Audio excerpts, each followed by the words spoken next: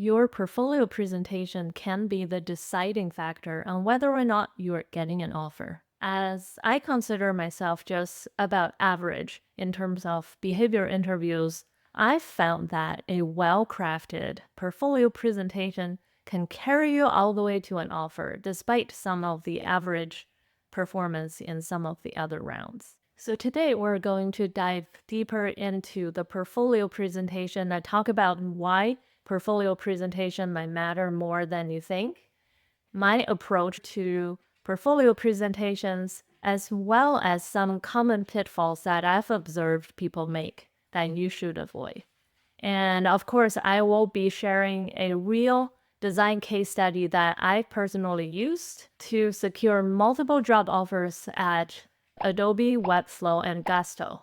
So make sure you watch until the end, and let's get started. Hi there, my name is Ryan, and welcome back to Ryan Talks Design. This is the fourth video in my Be the Bloom series where I share everything I know to help you land your dream job in design in today's market. If you made it this far to a portfolio presentation, congratulations, you've made it.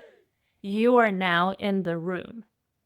You've just upped your odds from 1 in 100 or even 1,000 to 1 in a few. You are so close.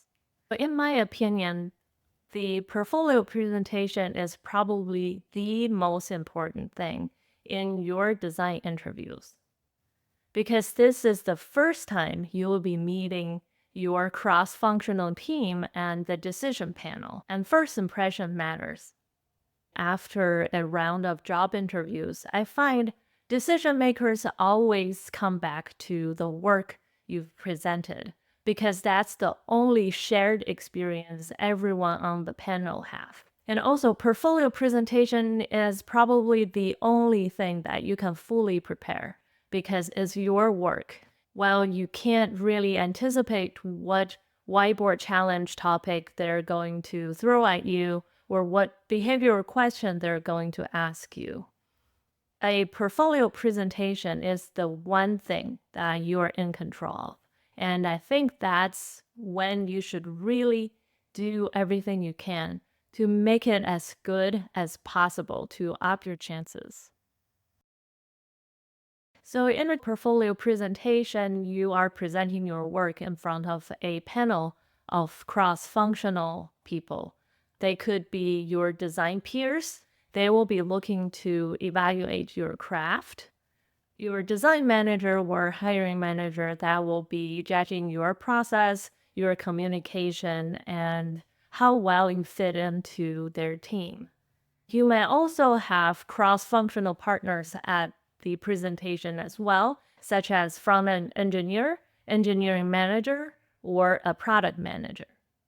So these cross-functional partners will be looking for signs on how you collaborate and communicate with them. And everyone there has a slightly different checklist they're looking to check off in your presentation. And you need to make sure you have a little bit of everything for everyone in the room. Before we go into the tactics of how I approach a portfolio presentation, I want to call out that your presentation is very different from your online portfolio or your website, because the goal for your portfolio is to get an invitation. The presentation is when the evaluation actually happens. Your portfolio site should focus on your breadth of capabilities, skills, and experiences. On the other hand, your portfolio presentation depth is more important than breadth. When it comes to my presentation, I usually will show only 2 projects. I will usually have this simple structure: 5 minutes intro, and I will show a primary project that should be directly connected to or contributing to the role that I'm applying for, and a secondary project that's shorter, and at the end with a 1 or 2 minute closing thought and reflection. I'll leave all the rest of the time for questions and answers. So I find this structure give you enough time to do a really in-depth analysis or storytelling on one of your best projects and also show a little bit of range with a secondary project. Let's start with the introduction. I like the idea of an introduction because it serves kind of like a round of appetizers or hors d'oeuvres for your main entree. So it helps all the interviewers in the room to transition from whatever stressful thing they were doing before the meeting into the meat and potatoes of your presentation. Generally, I would consider sharing a snapshot of your background, especially call out the experiences that directly relate to the role you're applying for. I would also share my design philosophy. For example, in my introduction, I always talk about my belief in connecting the dot of qualitative research and data analytics. That's fairly unique in the designer world because a lot of designers are very UXR driven. They focus on qualitative side of things. Or they're the new school of growth designers that they're very data driven. They are launching one A/B test after another. So I believe in the overlap of the two. It also gives me a way to evaluate if I will be a good cultural fit for the team, because if they don't believe in my fundamental design philosophy, I don't think I'll be happy or successful, even if I got the offer. And another thing that I didn't do for myself before, I've came to term with it, which is your personal side of things. Like I've seen candidates sharing their hobbies, or their background that's related to design, or simply their doodles or art that they like to do on the side.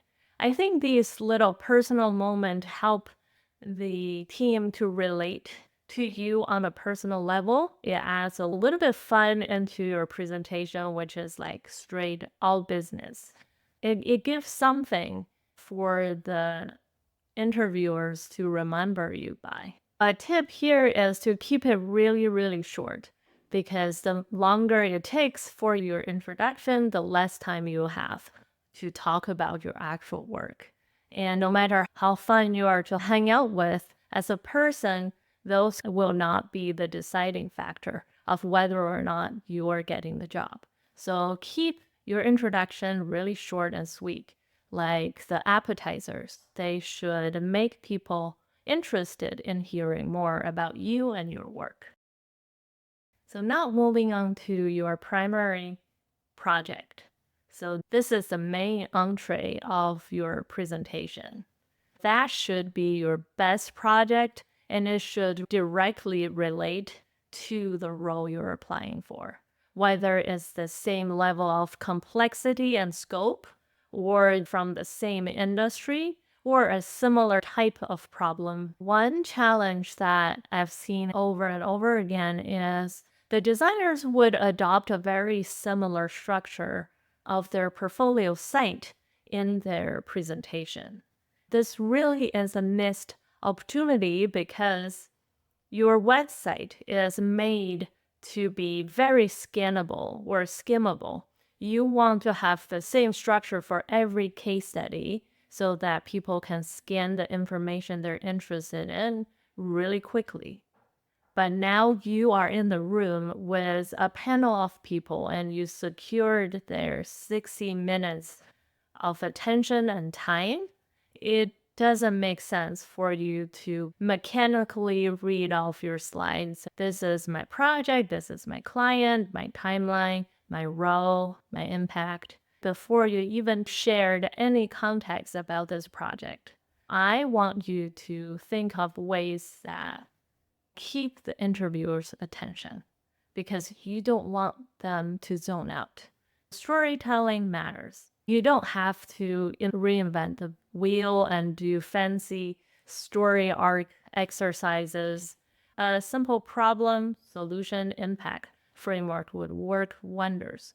You just need to make sure that at no point of your presentation you're reading off slide. And in terms of what type of visual you show in your presentation, think about a multi-dimensional approach. I'd find a lot of candidates in their presentation, they're showing screens, full screenshots. So screens after screens after screens. That is very one-dimensional. It shows you can design a UI, but nothing else. You should consider yourself as a producer of a documentary. So not only you have these mid-range shots, you should also zoom out at a certain point to show an establishing shot or a long shot where the UI is more zoom out. Those could be a user journey. It could be a competitive landscape. And you should also consider using more close-ups. And those are your design details, like how you interact with a certain dropdown, how you handle different cases, and how you think about design system components. You can even talk about different states, error states, empty states. And by showing these multi-dimensional visuals, it also gives you opportunity to demonstrate all the things you considered and you think about before you put out a final solution. It gives you mediums to explain how you think and demonstrate how you approach very complex design. So I also want you to think about customizing your storytelling of your portfolio presentation based on the company you're applying for. And you'll be like, okay, now this is where I draw the line because it is a lot of work to maintain a website and a presentation separately. Do I have to customize it for every company? I think my answer is yes, even though it is more work. But what happens in these interviews is your interviewers has a list of things that they care about and they're looking to validate in your presentation. If you fail to cater your presentation towards what they care about and you just have this generic approach, you're going to miss some of the mark, and that might result in you losing the offer. So I'm not saying you should redo the presentation from scratch for every company. You can simply consider that as a Lego approach where you have a comprehensive master copy of the presentation. And then you go in and pick and choose the aspect that you think that's most relevant to your interviewers. And how you decide what goes in and what leaves out is you need to really pay attention before this presentation happens. Use every opportunity you have when you are connecting with the hiring team to pick up clues in terms of what the ideal candidate looks like in their mind. Take notes, make sure you ask questions like, what are your biggest problem and what does an ideal candidate look like for this role? I'll give you an example. So when I was interviewing for Shopify, I decided to include a lot more detail in terms of how we set success metric because from my engagement with the hiring manager before, I know metrics are something that's top of mind for the team.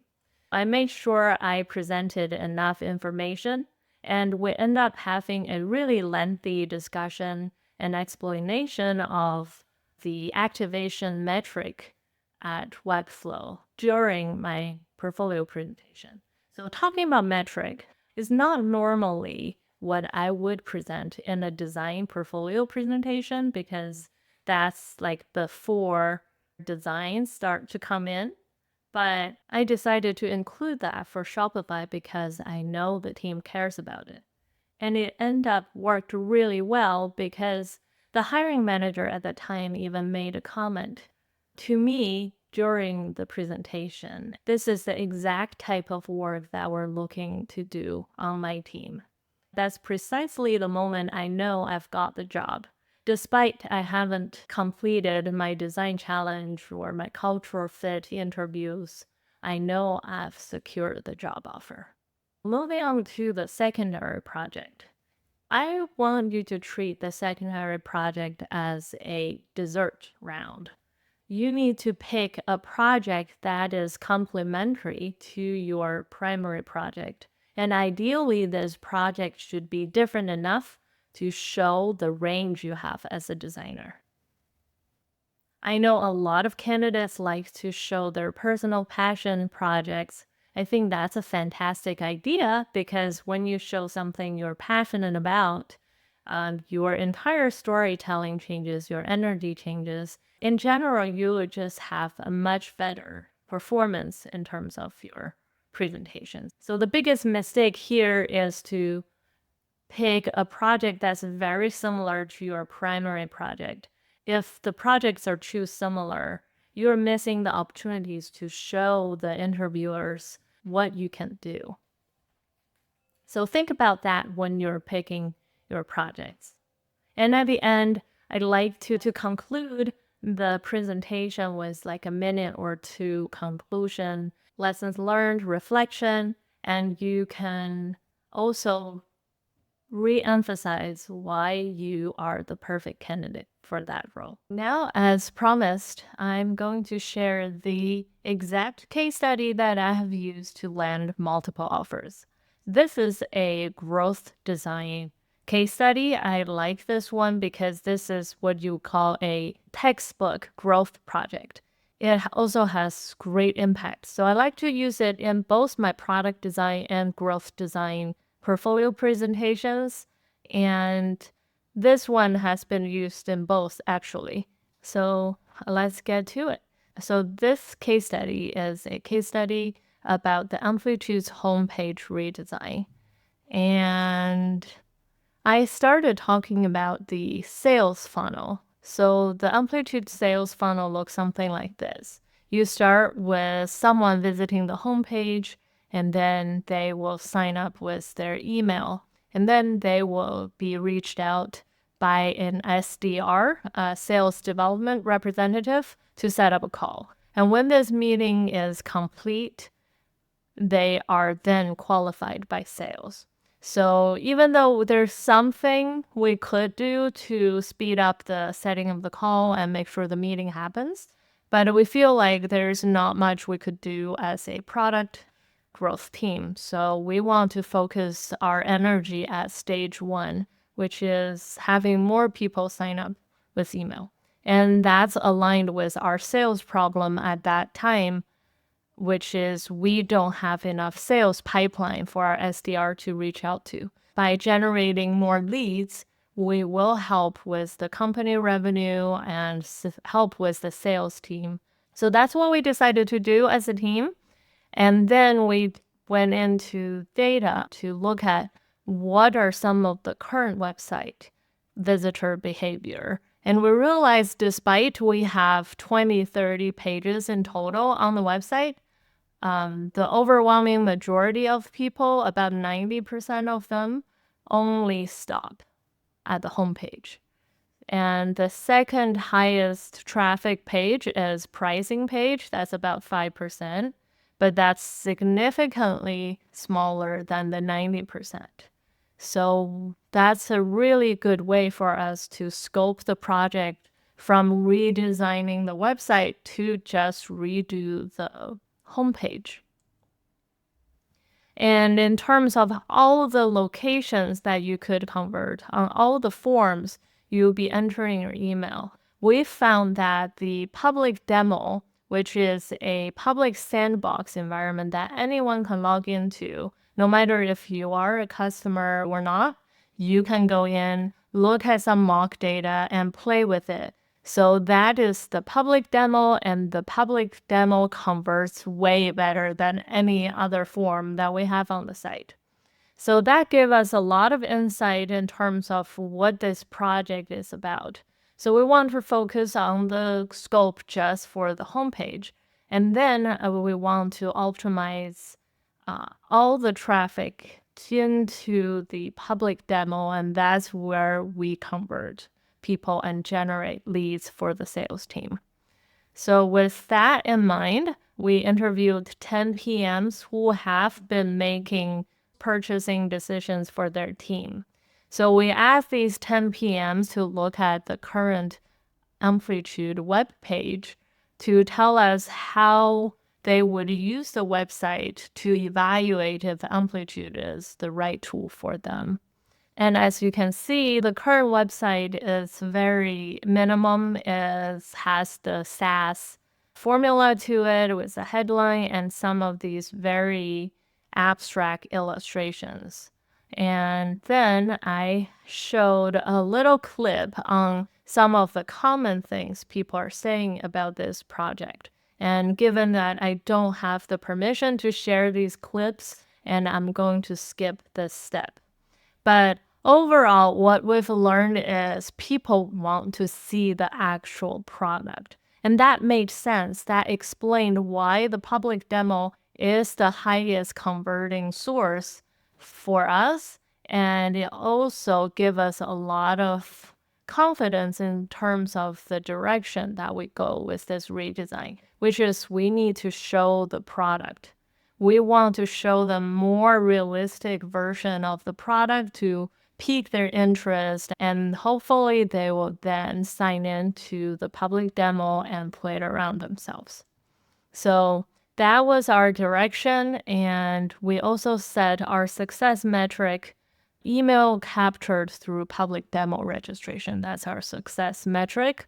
And for V1, we're looking for something that's really quick and dirty. So instead of redesign and rebuild an entire page, we were thinking maybe we can just change the hero because that's 40% of people just landed on this page. But what we realized, so what we did is we changed the layout from this minimum 1-column approach to a 2-column layout with a very realistic product illustration that's to the current brand at that time. We also tweaked a little bit of copy in terms of the CTA and add a little explanation on what this live demo is. So the problem with this approach is we launched it for about a week.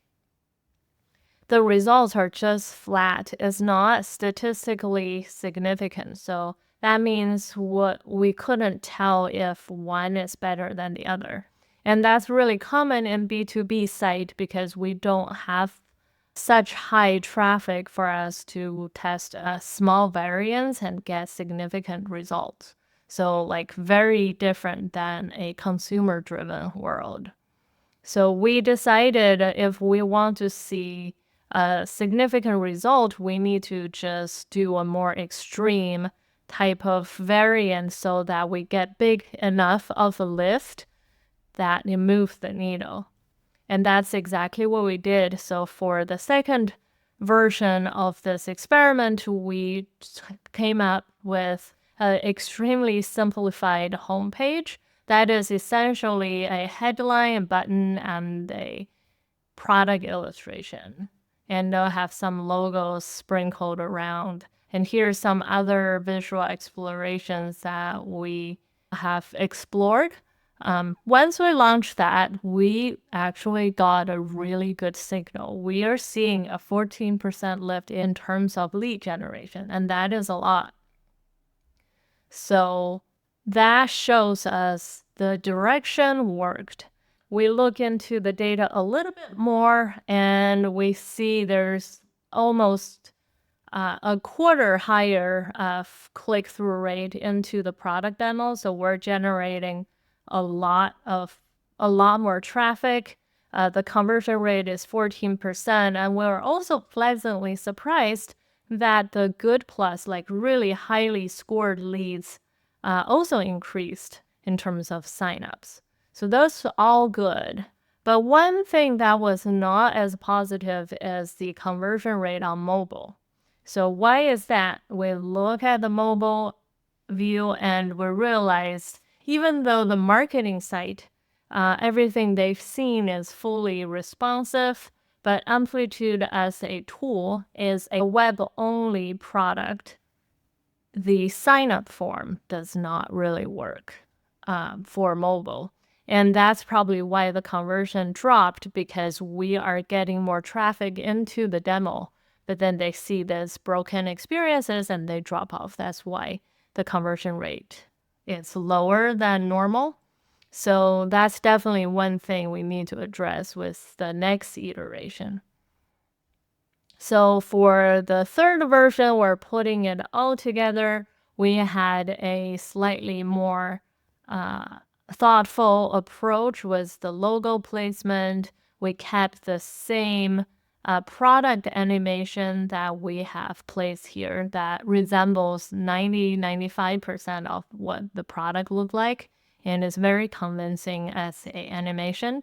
And we added back some of the social proofs and testimonials, big impressive numbers, and just added back almost all of the content that we originally have on the site. So, of course, we are now fixing this mobile issue by just fixing the sign-up form on mobile. That's fully responsive now.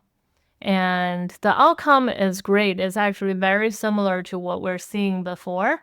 We've tested this new design, V3 design, on both the old infrastructure and also a new website infrastructure that's better performance.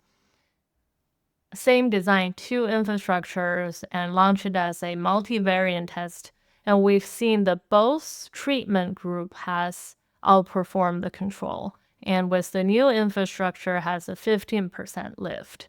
And that's all we needed. And the design has been rolled out to 100% traffic. So some reflections and next step for this project. One is always over communicating. So when you're working on something highly visible like the homepage, we didn't think we want to make any sort of announcement in advance because we didn't know if the direction is going to stick. But when you're making such a high visible change, people notice, and then any surprise is bad surprise. So we freaked out the marketing team, and there was a little bit of explanation that we had to do after the fact. So now in hindsight, make sure that for each experiment, we notify all the concerned parties. This experiment is coming, and it doesn't mean we're proposing this change to just minimize some of these bad surprises. And we also learned that user research is actually extremely effective in terms of direction finding. So if we didn't interview the 10 PMs, we could go into the route of doing some sort of industry auditing, look at other successful SaaS website, and we'll probably come up with a very different approach. And by interviewing the user, going back to the source, and we see a very common pattern, which is to see the product. And that gives us a lot of confidence in terms of our product direction. And for B2B optimization, we learned that our traffic for a B2B site is just a lot lower, like tens, thousands times lower than a B2C site. So we need to adjust. So instead of doing the perfectly scientific experiments with one variant change, we have to bundle up a lot of changes at the same time. So with that, the drawback is I won't be able to learn exactly what change is resulting in what lift, but we know the overall change is going in the right direction. And I think for a imperfect real world, and that's a acceptable method. And that is my presentation, and I hope that gives you an idea on how I do my storytelling, how I structure one of my case studies, and hopefully this will provide inspirations in terms of how you want to develop your portfolio presentation. If you enjoyed this video, make sure you give this video a like or share it with another designer friend who is currently looking for a job. And I really appreciate all your support for my channel. And make sure you check out my playlist on getting a job in design, and as well as some other recommended videos here.